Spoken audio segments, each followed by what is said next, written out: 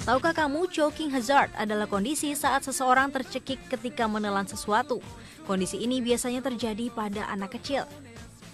Anak kecil pada umumnya memiliki kebiasaan mengemut benda kecil sehingga bisa mencekik dirinya sendiri. Benda kecil tersebut bisa berupa mata boneka yang copot ataupun bagian-bagian boneka yang rapuh.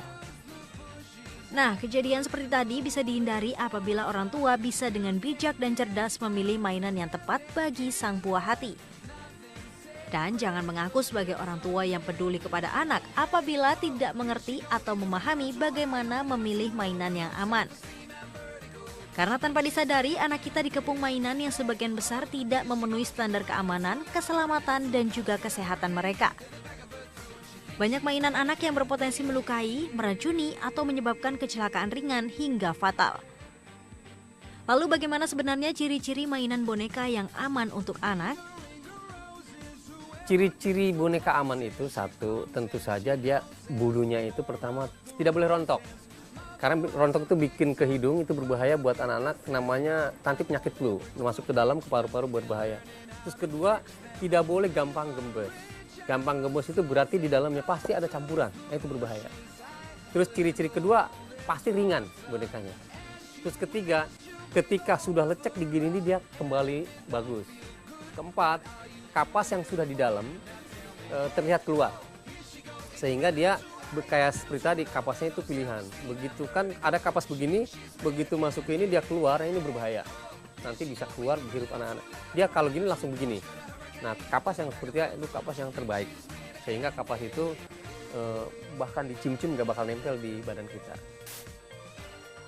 Standar Nasional Indonesia atau SNI mulai diterapkan pada produk mainan di Indonesia sejak 1 Mei 2014. Hal ini dilakukan agar anak-anak dapat bermain dengan koleksinya tanpa takut akan tersedak atau terluka.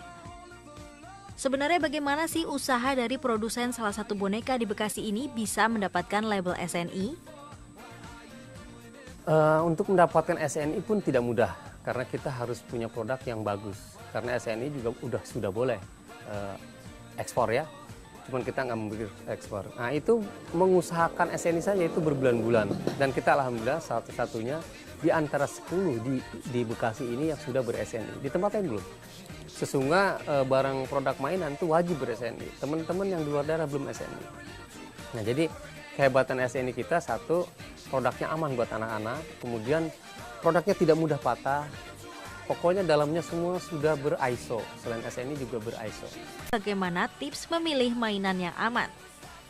Nah, di beberapa negara maju seperti Amerika, Eropa, dan negara maju lainnya memiliki regulasi dan pengawasan yang sangat ketat mengenai mainan anak. Berikut adalah tips memilih mainan. Yang pertama, harus membaca label mainan. Hal ini penting dilakukan karena akan ada informasi mengenai cara penggunaan mainan, keterangan peruntukan umur anak, dan juga keterangan lain. Kedua, perhatikan ukuran dan pastikan ukuran tidak akan membuat anak tersedak. Ketiga, hindari mainan yang berbunyi nyaring karena dapat mengakibatkan pendengaran anak terganggu. 4, teliti dalam memeriksa mainan yang terbuat dari kain. Hal ini penting karena jangan sampai ada jahitan yang lepas karena isinya dapat membuat anak tersedak. Kelima, pilihlah mainan yang terbuat dari plastik yang kuat, karena mainan dari plastik yang tipis akan mudah rusak dan bisa melukai anak. Keenam, pastikan memilih mainan yang berlabelkan non-toksik. Hal ini penting agar kita mengetahui bahwa mainan tersebut aman dan tidak mengandung racun. Berikutnya, hindari mainan berbahan kimia bagi anak di bawah umur 12 tahun, karena mainan dari bahan ini rawan untuk meledak. Yang terakhir, mainan dari elektrik harus berlabelkan full approved. Setelah mengetahui tips mengenai mainan yang aman, kita intip yuk bahan-bahan apa saja sih yang digunakan untuk membuat boneka?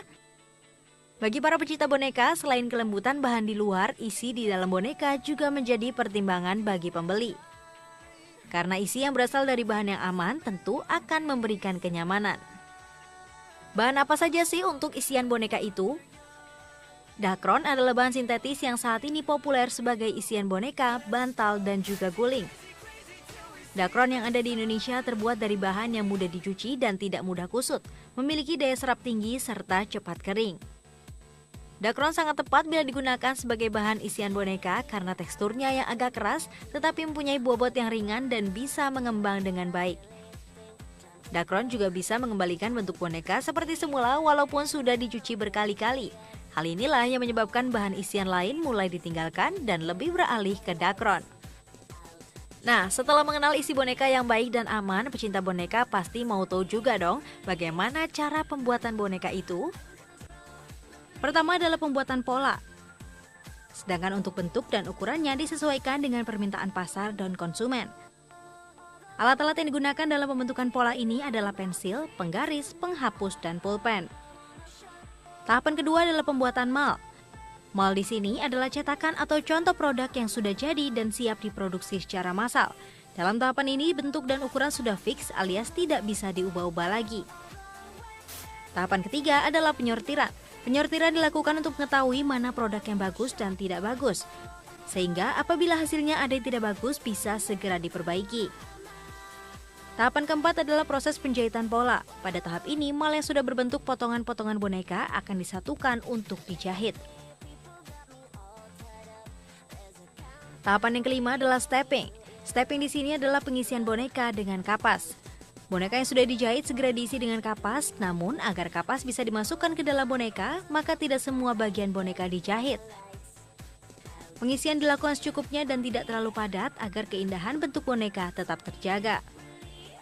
Tahapan keenam adalah finishing. Pada tahap ini dilakukan pemasangan aksesori boneka seperti mata, hidung, rambut, dan aksesori lain sesuai kebutuhan. Tahapan ketujuh adalah packing. Semua boneka yang sudah jadi dipacking ke dalam satu tempat dan boneka siap untuk dipasarkan ke berbagai toko di berbagai wilayah Indonesia.